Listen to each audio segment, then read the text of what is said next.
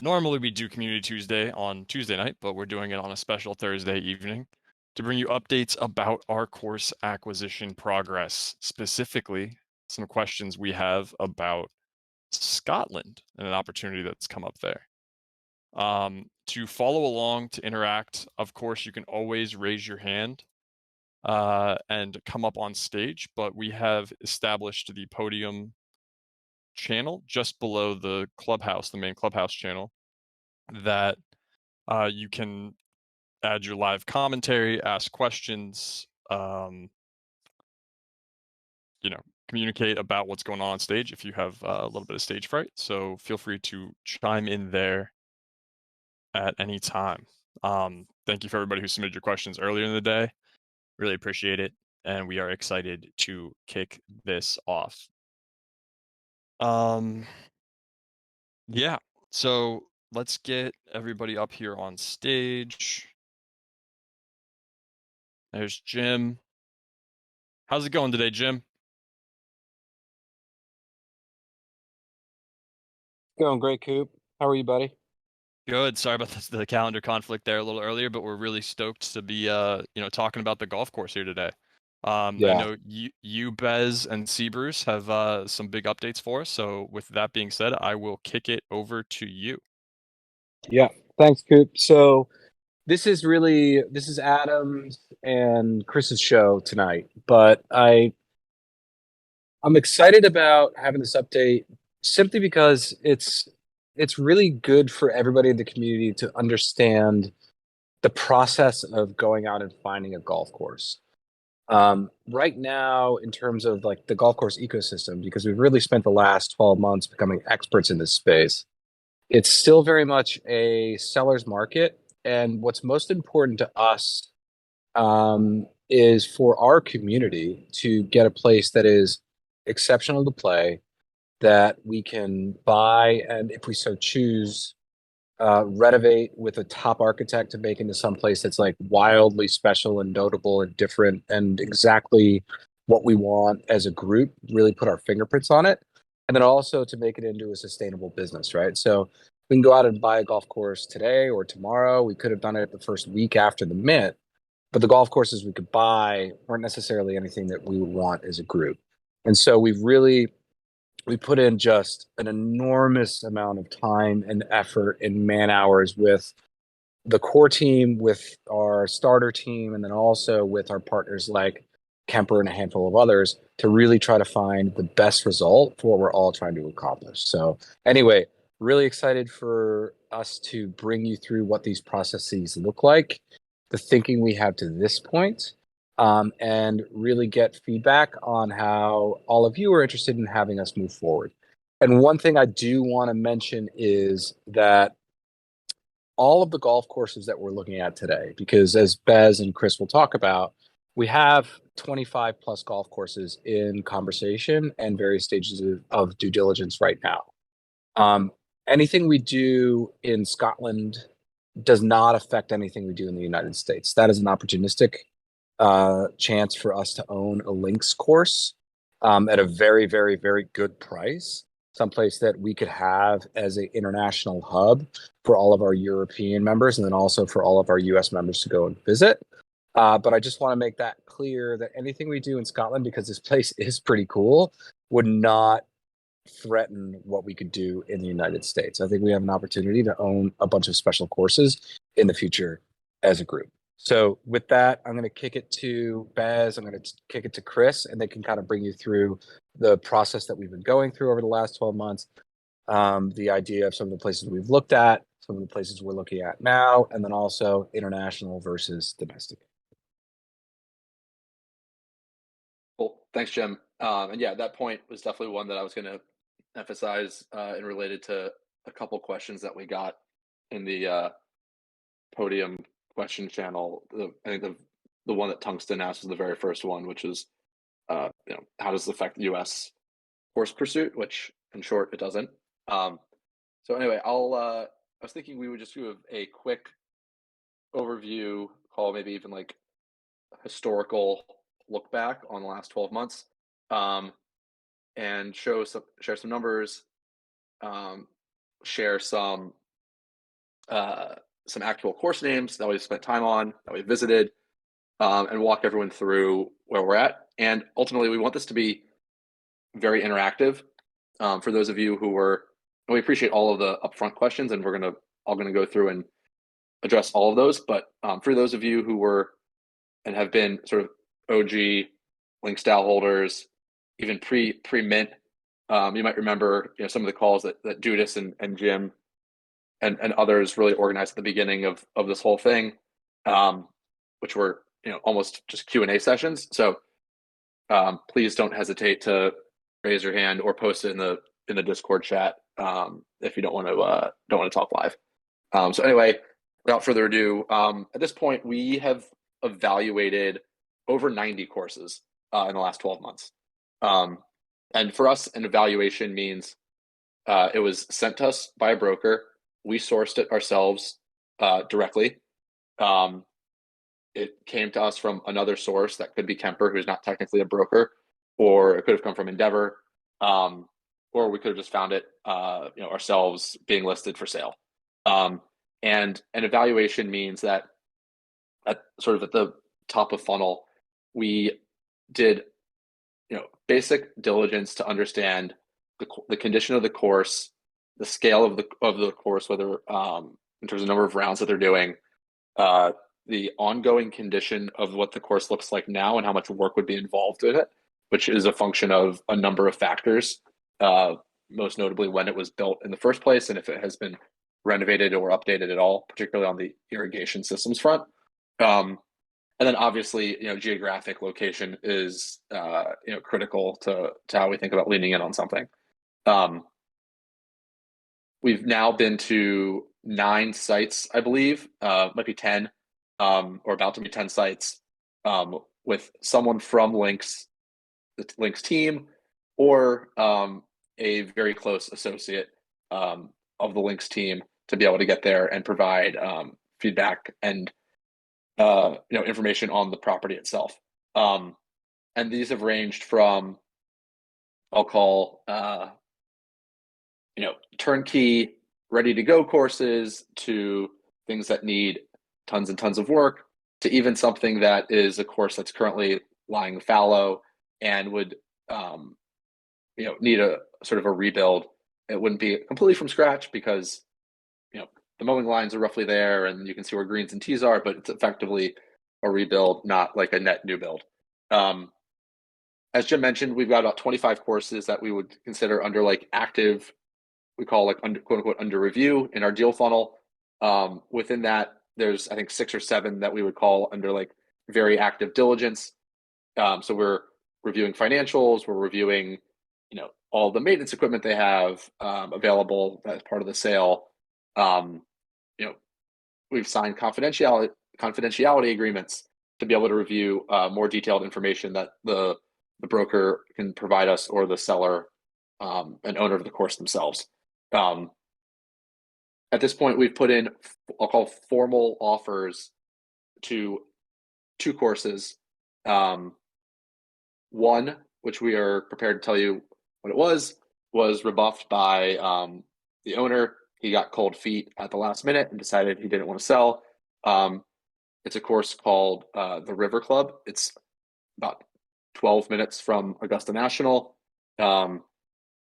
It's a good course. It's a turnkey property. We could have done a bunch of really interesting work to improve it, and we had 4 or 5 top architects who were literally ready to get on planes to meet us there when the offer was in the hands of the owner. And he got cold feet, and we had to go back to people like David McClay Kidd and Andrew Green and Bo Welling and tell them that we didn't need them to get on flights to meet us in North Augusta anymore. And then we have an offer outstanding to another property, which we are not currently ready to disclose because there's still an opportunity for them to counter and engage with us on the process. And out of respect for this owner, we don't want to share their course name, but it's a course and property that has received a fair amount of coverage by I'll call it golf design, golf architecture, media publications. So that's kind of the latest as it relates to, some stuff by the numbers. I know that there's been a lot of conversation, especially recently, of like, why haven't you guys bought something? There's got to be something that's for sale. And yes, that's true. We could, like Jim mentioned, we could have bought something the week after we, minted. But we took visits to a number of courses in the Pinehurst area. There's a site called Foxfire, which is a 36-hole facility. Whispering Pines, which is a 36-hole facility. A place called Seven Lakes, 18-hole facility down in the Pinehurst area. A 27-hole facility not too far from New York City called Centennial. A place in New Jersey right now that's available for sale called Summers National. All of these places we could have purchased. We could have owned all of them, frankly. But I don't think anyone that's a member here would have been happy with that. The courses themselves are ranging from fine to needing tons and tons of work. Most notably needing lots of work on updating the irrigation system. And so we didn't really think that it would make a ton of sense to put, $2.5 million into a course that's all going to be underground and no one is even going to know that $2.5 million was invested before you even start to do things like improve bunkers, tees, greens, remove trees, etc. So all of this is to say that we are being exceptionally prudent and deliberate with this process. This is not easy, but it's also out of an abundance of, I'll call it, for lack of a better word, fiduciary duty to LinksDAO members, that we aren't rushing through this process just for the sake of saying, hey, we checked the box and we bought a golf course. And then there's been a few sites that we've been pitched to actually build something from scratch. So there's a former Pete Dye course called Lost Canyon. We were informed about this location recently. There's actually two courses there, and they're going to basically do a new build across a new 18-hole facility from scratch. And they're looking for someone to build that golf course. And we got to look at it from as a referral from an architect we've been speaking with. We were shown a site that is by Kyle Franz that's now called Broom's Edge. If you want to look up the course, it's spelled Broom's Edge _club is the Instagram handle. That's a site that we were pitched and we passed on. It's an awesome sort of sandy soil location outside of Columbia, South Carolina. We passed on it because ultimately we were really focused on getting something up and running quickly and playing golf soon, rather than doing a new build from scratch, which could take 2 to 3 years before people are teeing it up. And then we've also been pitched a site along the Pacific coast of Oregon, not far from Bandon Dunes. It's a site called Pacific Gales. We haven't passed on this. It's very much a theoretical possibility, but again, it's going to be a 3-year from scratch process. So if members of the DAO all of a sudden say, whoa, you guys we can build a course from scratch that's got the 9th and 18th green sites on the Pacific coast and might actually even be a better 18-hole property than one of the courses at Bandon. We didn't know that was even possible. If the DAO says, hey, we should just go all in on that, then we're all for it. But as of now, based on the snapshot vote that we ran, a few months ago, or more than that at this point, we've been really steered by those results to find something that we could start playing golf on sooner rather than later. Okay, so that is all of the latest. I'm going to pause there just to see if there are any questions about all of that before addressing some of the stuff related to Scotland specifically, and some of the questions that are in the podium chat. So anyway, yeah. That's a great rundown, Bez. Yeah, take a breather, man. No, there's a ton of awesome work that's been done there, and it's so exciting to hear about the progress and the options that we have. Quick reminder before we continue, while you raise your hands to ask questions or type them in the podium questions chat, um, stick around for the end of this call. We will be selecting one member in the audience who has said GM and Greens fee. We're going to pay your next Greens fees up to $100. So just as a token of our appreciation for showing up here today and being great community members. So feel free to raise your hand to request to come up on stage here, or type your questions in podium questions. Any other questions in the chat so far jump out to you? Anybody here on stage want to address? So yeah, I went through and answered all these questions. So I'll just rattle off answers to these, and I'm going to tag team it with Mr. C. Bruce on a couple of them. Yeah, so the quick one on Tungsten's initial question, we're only seriously looking at this opportunity because of a couple distinct reasons. One is the price. It is very reasonable, and it allows us to potentially move forward with, as Jim mentioned, something in UK, accessible to Europe, and also doesn't compromise the ability to move forward.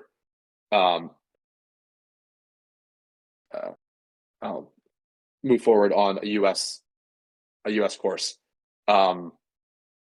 It's also right in the middle. It's equidistant between, and this is going to answer some of the questions other people asked. It's equidistant between Inverness and Aberdeen. It's near Castle Stewart. It's near Nairn. It's not that far from Dornoch, Brora, Cruden Bay. It's actually in what some people would describe as a fairly mild sort of microclimate, all things considered, for Scotland.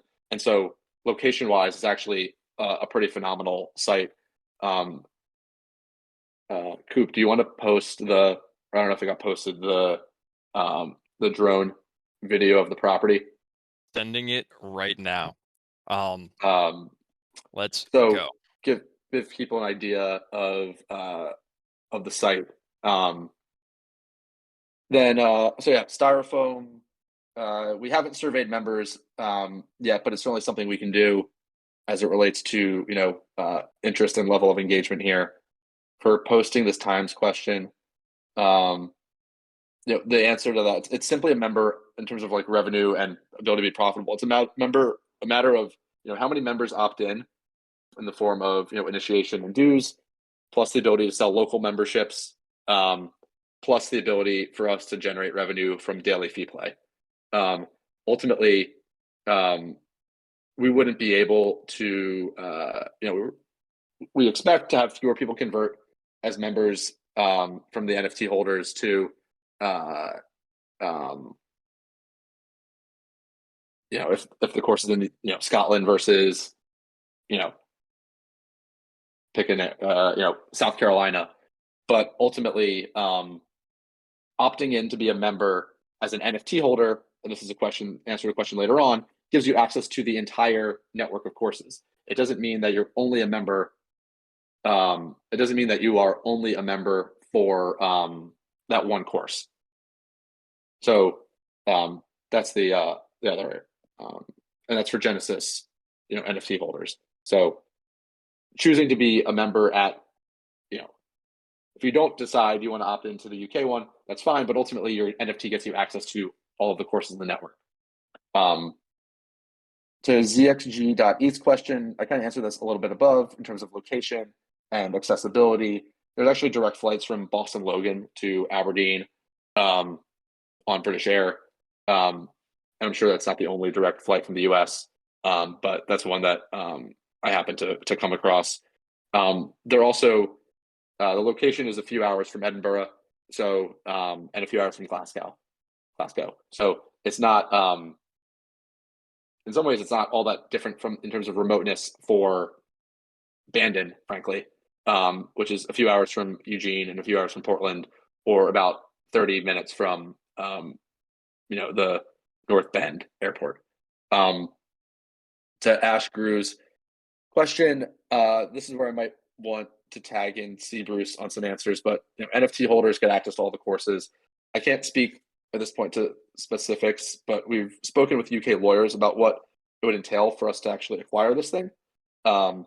We probably would need to set up a new entity, and we would likely repatriate funds, but I'll defer to our CFO on sort of the potential structure there. And then before I pause on this answer, to let Chris chime in, we would provide and show, annual reporting, just like any club member, just like any private club does. So same way right now that at the course I'm a member at, I get to see the financials on an annual basis, and I probably could get them on a quarterly or semi-annual basis if I really requested them. We would also share all this with members of the club, not members of the DAO, to be clear. So people that join the opt-in to become a member of the club would get access to the financials. Chris, I don't know if you had anything to add on the question around sort of entity setup. Yeah, I mean, I'll chime in a little bit. Some of these, or many of these questions are still TBD, right? We're finding Yeah. answers. Some of the specifics, so it's not like we'll have all the answers today. But I mean, in general, this would be no different than any other kind of international corporate transaction, right? We'll do the structuring as we need to be both compliant and also tax efficient, and so on and so forth. And then many of those things, just to reinforce, kind of aren't answered today. I think we'll get to this in a little bit, but this has been kind of a very fast process, or we kind of have a lot of moving pieces that we've been working against for the specific opportunity.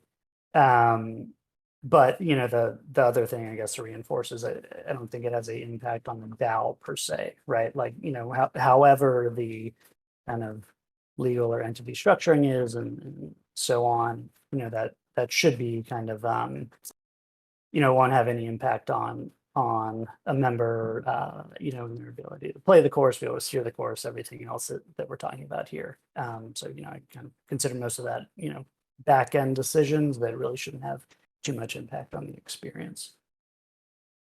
Yeah. And then maybe Bez, I was give you a little bit of a breather here. Yes, yeah. Going strong here.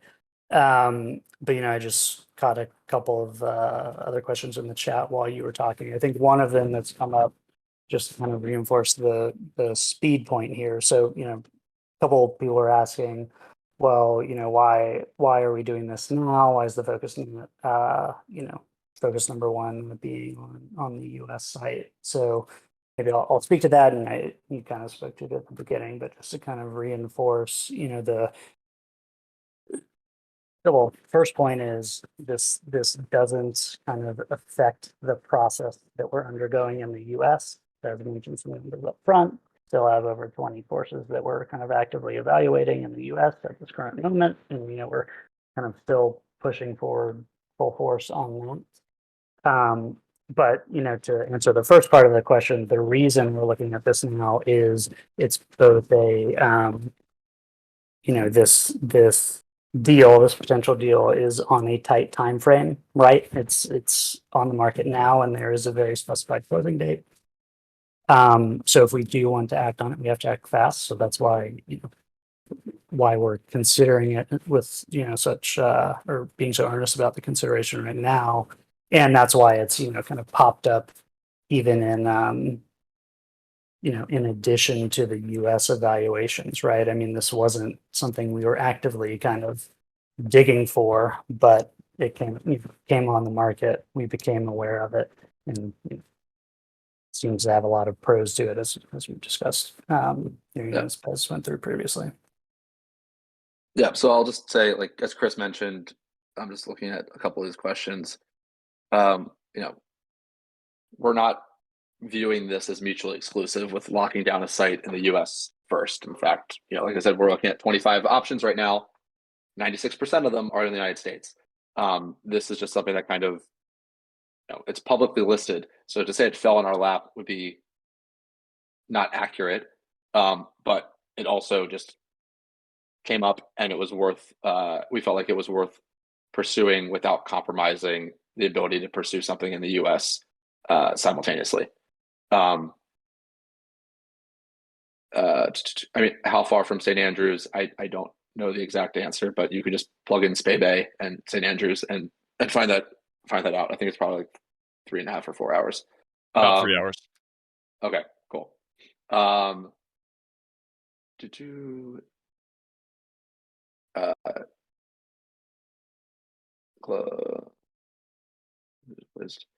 While you read through, we've got Yeah. our friend Funkernaut up on stage. Funk, how you doing, man? Doing excellent. Can you guys, I think you're going there, but keep expanding on how buying or like looking more into this site in Scotland does not compromise looking at sites across the US compared to like looking at, I guess, like would say like us looking at a site on the Pacific, like you mentioned, versus a site that's already built in the US have any effect on the two?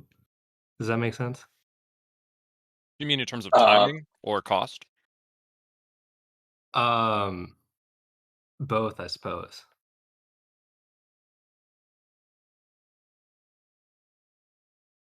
Okay. Yep. Bez, you want to take that one? Yeah, I mean, I guess it doesn't compromise, like the cost of this course does not compromise the ability to pursue, other options. I think the question that we would have is like, if you're going to build something from scratch, it's going to take call it at least 2 to 3 years to be playing there. If you started today, moving dirt today. And if you had a course in Scotland, you're probably going to have, a bunch of people in the United States who are like, well, great, you have a course in the UK that I can maybe get to once a year if I'm lucky. And then I got to wait 3 years for this thing to get built. So the things that we are most interested in pursuing and we are actively having, I'd say like fairly serious conversations with in the States are opportunities that are effectively turnkey, or close to turnkey, and are at price points that are higher, in most cases, higher than the course in Scotland. In one case, it's a different type of structure than an outright purchase, which is also potentially intriguing to us. That would allow us to pursue both a US course and this Scottish course simultaneously. Look, if this course were £7 million, we wouldn't be having this conversation at all, is what it comes down to. Why is it on the market? I don't know. Someone wants to sell it.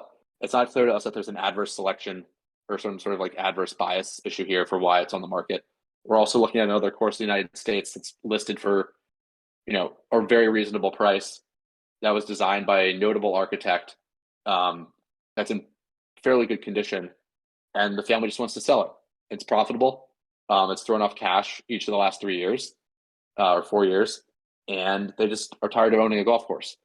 So we're not sort of under the, I think we're not of the belief that just because a course is for sale means that it's because it's not because it's not a good asset. Certainly, we're very interested in pursuing things that are off the market, because it's opportunistic on our part and allows us to see something in a, say, like fairly exclusive and proprietary fashion. But ultimately, like if there's an interesting course and property that's being brokered, doesn't necessarily mean that it's not worth owning.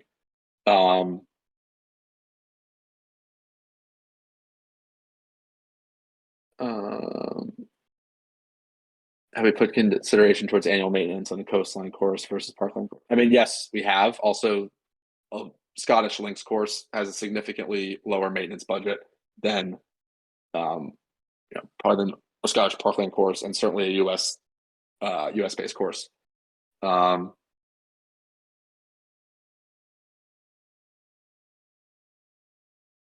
Yeah, one common question I'm seeing here that I really want to reiterate is buying this course at this price in Scotland. The reason it's interesting is because, relative to other courses in the US we've looked at, it comes well within our budget to do multiple Yes, things at once. yes, the course is listed, to be fair, but it's listed for £750,000. So we're effectively looking at something that's, call it 10% to 20% of most properties that we've looked at in the United States. Right. Which makes it to me hearing that it's like, it seems like a good opportunity and wouldn't have any effect really on our pursuit of other US based courses. Correct. Cool. Yeah, I think that's So one of the main concerns. okay, so it's been like the price mainly is like the big concern of like if we do this, it'll pull away from this other thing, but the Scotland thing is at a price point where it's like not going to take too much away, correct? Correct. Beautiful, thank you. Yep.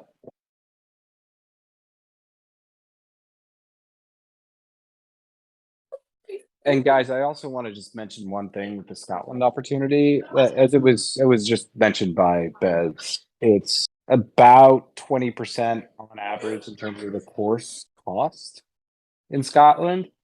And this is a true links course built in 1907, coming from a small village back to a small village, 9 holes out, 9 holes back. It's like a really remarkable property. And again, if it would put any of our aspirations collectively at risk of having a phenomenal golf course for all of us to play in the United States, we would not even think about it. But this one is a very unique opportunity.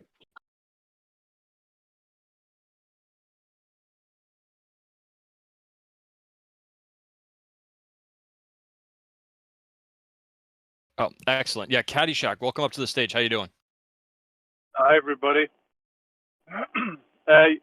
You did a good job talking about the location. I'm from Scotland, from Edinburgh. I know the area. I've never played the golf course, but I posted it on Discord where I saw it come up for sale. You missed the fact that it's right beside some of the best distilleries in the world. So 20 minutes from Macallan, it's surrounded by famous distilleries. So that's another attraction to the area not to forget about. I had a question. I have not played it. I'm wondering, have you talked to any experts about future potential to turn it into a King's Barnes or something like that down Thanks, the yeah. line? Thanks. Yeah, that was one of the questions that was asked, I think, in the Podium channel earlier today. We have notes out to a handful of architects at this point. One Scottish architect in particular to get his take on it, if he's familiar with it. And then I've sent a handful of notes out to others that are based in the States to see if they're either one familiar with the property or at least at the very least could give us a quick take and temperature check on it. But that's we haven't received feedback yet from anyone specifically about the property from any of the architects that we've spoken with. Yeah, that would be a huge bonus. Yeah, big attraction for the site if there's future potential like that. Because currently it's not at the same caliber as Nairn or obviously Royal Dornoch or those courses that are along that coastline. But there's definitely potential. Location's great. It's right on the River Spey. I don't know about views or anything like that. Looks like it may have a dune that runs around the perimeter on the ocean side, but I'm not 100% on that. If anyone has any questions about the area, then feel free to ping me. Yeah, what we've learned about this site in particular is there are development opportunities. It's it's over 150 acres, and the golf course today represents kind of a fair fraction of that. So as long as you get the right permitting, you can definitely build and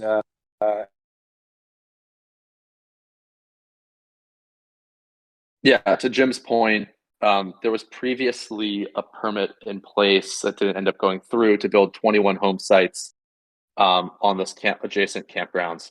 So there's significant capacity to build some cottages or sort of like stay and play type lodging, and probably even room for an extended either great short game area or really cool putting course, or maybe even a short course depending on how things get arranged. But one of the things that we're cognizant of with any site is the ability to expand in adjacent areas alongside it, particularly if it's a site that just has 18 holes at the time of purchase. That's awesome. You just answered my next question. So you're asking all the right stuff. Thank you. That's all I had. Yep. Awesome. Thanks. Yeah, hopefully we'll be over there to play golf with you soon, whether at this course or another. Well, I Thanks live in for coming Texas. I live in Texas, but I go over there every year, so I'll definitely make the most of both locations. Well, we'll see you in Texas too. All right. Perfect. All right. If anybody else wants to request to come up on stage, loving the chatter and podium questions. Chris, I think this one's for you. Have we built out a business plan specific for this location? How far along are we kind of in due diligence with regards to this course, and like, cost of operation? Yeah, so, well, I think two separate questions within that. There's, on the due diligence front, we're very far along. I mean, as Bez mentioned, right, we're, talking with all sorts of folks this week, lawyers, planning agents, brokers, everything else. So, we're very deep on that front. In terms of business plan or business model, I would say, we've done a decent amount of work on that. We've, just by pure virtue of the fact that we've looked at so many courses in the US already, we've kind of got decent amount of modeling to that, right, where you just kind of, adjust some of the variables based on what specific course we're looking at. I don't think we're close to anything near final, I would say, but, we have a decent idea about how this would be viable, certainly. And then, I think the other thing to keep in mind is, just to reinforce it again, right? This isn't the only course, right? The way we are thinking about this is how does this fit into a network of courses that people are going to be able to buy into, or be a member, as a part of a network, right? So it's not just the business model of the course, it's the business model of the network and having multiple locations and so on. So yeah, hopefully that answers the question. I know this is a lot of hard work, but I have a particular question. How much fun are you three having solving these tricky, difficult problems? Like, how are we going to build a global network of golf courses? Yeah, it's wild. Yeah. It's fun. Yeah, the fact that we went from 0 to having calls with multiple Scottish attorneys in the span of 48 hours is kind of not what I was expecting this week to look like. So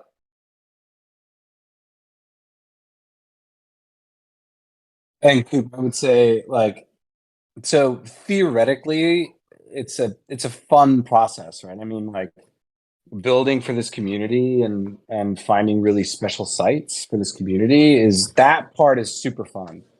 The logistics of what it takes to actually buy a golf course and have it be sustainable, this is just real business.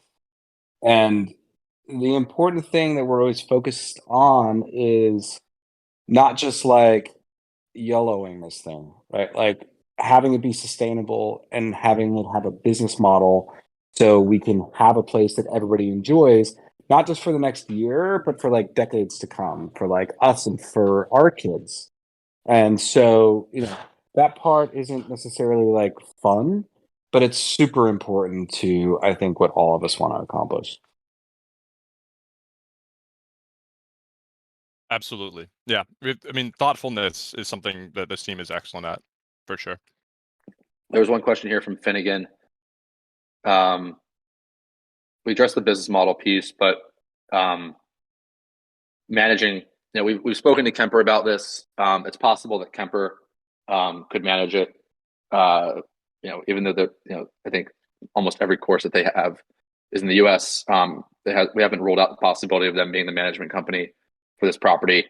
And if it's not them, then we would engage another group of comparable level to handle it. But we're not going to allow,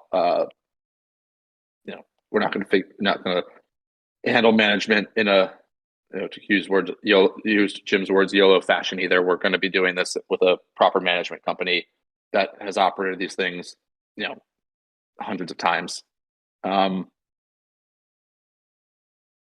What else? I got a question here from my good friend Nutton. Have we had an appraisement or appraisal done on this course, and does the sales price look like the value of that appraisement appraisal?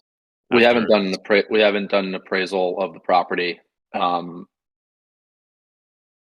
we haven't done a third. We don't have a third party appraisal of the property. Yeah, and maybe just to supplement that, I mean, we are working with agents on our behalf, though, as part of, you know, just the process, right, of you know, determining what the right price for it may be, and, you know, submitting an offer and all of that. And, you know, in some sense, like the appraisal doesn't matter, right? What matters is how much it costs, what's the winning bid, because there are, you know, multiple bidders in this scenario. So we are very much going through that part of the process, right? And you know, engaging with a lot of kind of advisors on that front. So we're as informed as we can be. For sure. Awesome. Always love the questions from Nudden, for sure. Cool. We got any other questions? Anybody want to come up on stage? Let's see. The economics of the management companies is they get 3%, between 3 and 4% of top line revenue is what their fee is. To JJ Hansher's question. I had a question based on something that, Bez, you had mentioned a minute ago, kind of how your week went sideways and you found yourself spending 40 hours with Scottish lawyers. Obviously, there's a cost in terms of spend to acquire this course, but have we mapped out what the manpower in terms of how much time and energy it's going to take from the leadership team and the community team to support the purchase all the way through the opening? And if we figure out what that is, will we try and account for that and make sure we don't lose that effort and energy against the primary mission and all the other things we're trying to do at this point? I don't know that I said, maybe I misspoke or maybe you misheard me. I said within the last 48 hours went from not knowing we were going to be talking to Scottish lawyers to talking to them. So I think we've had like hours of I lawyers. think we've maybe had what, like between calls that Chris took on Tuesday and then Chris and I had a couple more. I think we've had like maybe 3 or 4 calls at this point. With, you know, plus some calls with the brokers, you know, maybe 4 or 5 calls at this point related to this particular potential transaction. But I don't know, like the fact of the matter is, like, this is owning a course, be it one course in the US or a course in the US and a course in Scotland, is the singular sort of like North Star of this project right now. Mhm. So I know the fact of the matter is you just get shit done and you work really friggin' hard. I don't know, you just work more. It's the same answer that like I give to people who are looking at investing in my fund and are like, hey, how do you handle this many portfolio companies? Like, well, I just work really fucking hard and I compromise in watching TV, right? Like, the short answer is if there's something you care about, you just get it done. That might not necessarily be like fully satisfactory, but it's like the blunt truth. Yeah, no, as a philosophy, it speaks to my soul. So I'm with you on that, and I appreciate where the zealous energy comes from. Yeah, it was a double-sided, right? Like there is obviously going to be a cost there, and I appreciate that. Like it would, you know, help. It would assist us in doubling down our efforts, not necessarily distracting. But no, good stuff. Keep it up. Yeah, and gotta- Tungsten, I think Go that's a great question. Just real quick, Coop. So, in terms of the folks on the core team that are spending time on course acquisition, it is currently right now we have 12 folks on the core team. So it's just 3 of us that are spending any time on course acquisition, right? But it is the, you know, kind of the number one priority of the entire organization. Everybody else is doing things in the background, like building the best possible digital hub and clubhouse for all of our members. It is making sure that we have great benefits beyond anything we've done today and deepening the benefits with our strategic partners that we have now. It's giving private course access to current token holders. So like right now, in terms of the overall bandwidth of the core team, in terms of a handful of us, like doing course acquisition stuff takes up a lot of our time, but we built an organization. So there's a lot of other really talented folks focusing on the other parts that are extraordinarily important on a day-to-day basis to delivering like the best digital golf experience for everybody involved in Links. Yeah, spot Okay. on there. I received a question, and I know we have some new folks here. I wanted to break down the quick legal distinctions and restrictions that we've encountered over the past year with being a DAO and trying to acquire a physical piece of property. For everyone's reminder, or if you're new, a DAO cannot legally own real estate in the United States. I'm pretty certain that is also true in the UK, but we saw a question on that, and I'm sure as part of due diligence, we'll look into that as well. LinksDAO does have a C Corp that is registered that will be the entity that buys and purchases the golf course. That's a necessity for operations. And as we talk about core team and things like that, that the folks working on this are working on that with help from excellent legal advisors and the structure and everything on that front. As Mike Dudas has said many times, we look forward to a day when there's regulatory clarity and more options on that front. But that's the general breakdown, and I'm happy to elaborate on that for anybody in DMs or answer individual questions. Thanks, TM, for reminding me to fill that in. Tom, thank you so much for live tweeting this. If you didn't see Tom's live tweets, it's on the Twitter right now. He's been live tweeting this whole conversation. Thanks for coming up here. How you doing tonight? No worries. I just had to finish off your quote there and send that tweet out. I just had a quick question for Chris. You kind of touched on it earlier, but what kind of deal structures are we seeing with these properties, and which ones are we kind of looking to kind of go after? Also, whatever answer you can give. I know some of that may be private. And by deal structure, you mean like what the sellers are looking for, or like how would finance a deal, or what specifically? Yeah, more of the financing. Like, are we looking to outright purchase? Is there, down payments and all that stuff? What does that kind of look like? Yeah. So, I think the short answer is it really depends, which I know is not sometimes not the most satisfying answer, but just think of, the kind of 90 plus courses we've looked at. It does very much depend property to property, right? So it kind of spans the spectrum from, all cash purchase to something that we finance with some form of debt to seller financing to some sort of, potentially even like JV or investment structure rather than an all-out buyout to leases to, some of the scenarios like Bez mentioned up front where we have, a fallow course or new build where, they're, buy a place for $1, but, it's all about the investment that we put in post-purchase. So, the short answer is kind of everything under the sun, and it really does depend, depend on the specific property. But I mean, it's obviously something I'm thinking a ton about, and we're trying to be very thoughtful about when it comes to, okay, how are we going to acquire a property or properties that gives us the best chance and best, probability of creating a place that can be truly special, or places that can be truly special. So, we're being kind of very thoughtful in that regard. Bez mentioned or listed off some of the places that we had passed on, and that's kind of what it comes down to, right? It's like we're ultimately at the end of the day we pass on these places because we're making the decision that that either kind of the upside potential isn't there and what a course can be developed to, or just the amount that we would have to invest in a purchase plus the work after the purchase is just, it'd be too much, say, for a specific property, and we'll be able to do it better at another site. That's kind of what it comes down to. So hopefully that answers your question, Thomas.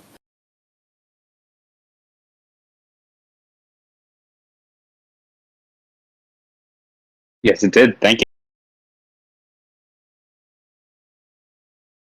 Excellent. Well, we are To getting close.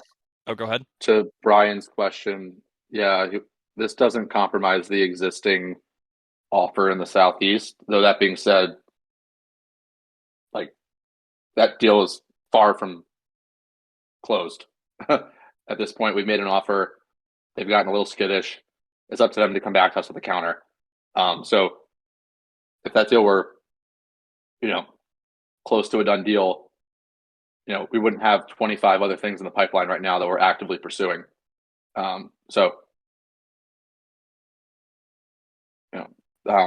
Ultimately we're running like, multiple processes, and I'll call it at high level, like a dual process of a US course and this opportunistic Scottish one.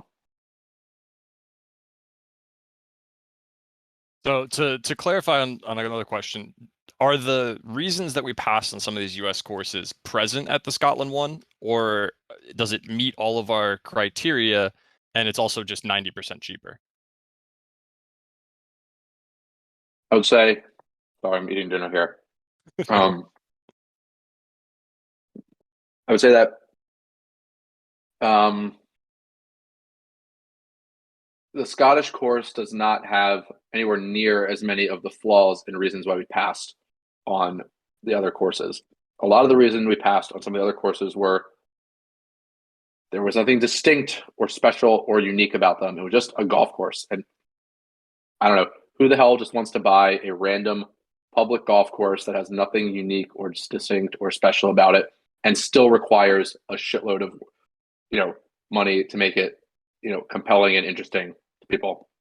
Some of them were just lined with houses literally everywhere, and not even like it was just not a great golf experience. It didn't feel, again, like a memorable golfing experience. A lot of them, to the question Hank brought up around sort of the irrigation thing, like literally you would need to like rip up the entire course and replace like the entire irrigation system. It hadn't been touched, since, the late 50s or early 60s when some of these courses were built. So it was just a massive capital investment that needed to take place before. And this is not our, quote unquote, like Link's opinion. This is bringing in Kemper and their team who did site visits with us. It's not just like Chris and Jim and I being like, oh yeah, we should probably redo the irrigation system here. So this is like a, professional assessment and opinion of what would be necessary to get these courses to a level that, everyone would be happy with. So Yeah. Sorry, Bez. The other thing Yeah, I'd go add ahead. to that too, that it ends up there's a lot of kind of, I don't know, call it real estate minutia that affect some of these deals as well, right? We might find a site that looks great on the surface, but the kind of development rights are really restrictive, or we actually are really restricted in doing any work on the course for environmental reasons or zoning reasons or what have you. Or in some of these instances where it's in kind of part of an existing community, and there's cases where we'd have to consider like giving certain membership rights to, say, the community that's within or whatever else, which again like doesn't feel like it necessarily fit as well with us coming in and making a course our own, right? So it's just to give some examples, right? Of there's a whole plethora of things that kind of get considered for all of these options we're looking at.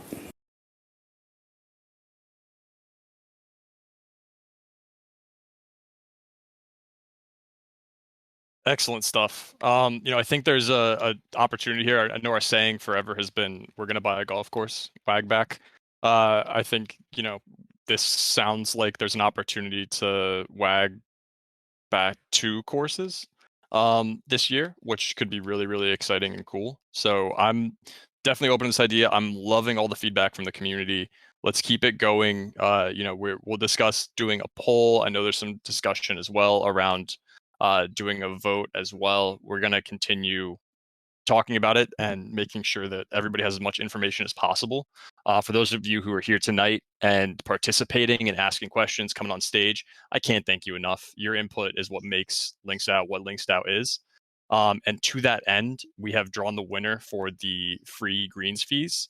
And the name is ironic. The night is ironic. This person won the quiz house earlier. Congratulations, Luckless. You have won the random drawing done by Dom. Fantastic stuff. Please shoot me a DM or tag me in chat and we'll get you hooked up for your next golf course outing, get your greens fees covered there. Super appreciate you for all you are in this community.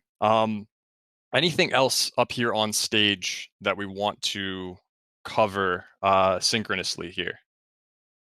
I'll say one thing maybe to close it out, Coop, is our North Star as a diligence group, because I would define us as a diligence group, right? Defining what we can find in a golf course, defining what we think the community wants based on all of your feedback, and really our mission is to get the right place for this community. The place we want to get is one that's super fun to play, high quality, has enormous upside if we bring in an architect and redesign it. But basically, you can show up and you feel like you're part of something special. And you can go out there on your own terms, permissionless, and have a great time. That's what we're laser focused on. And we're not going to rest until we find that place and these places for this community.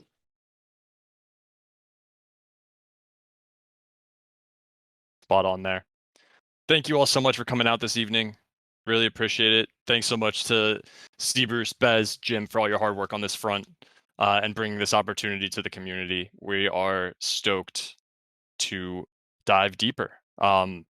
Let's keep talking about it in the Wagback channels, and looking forward to the next progress update.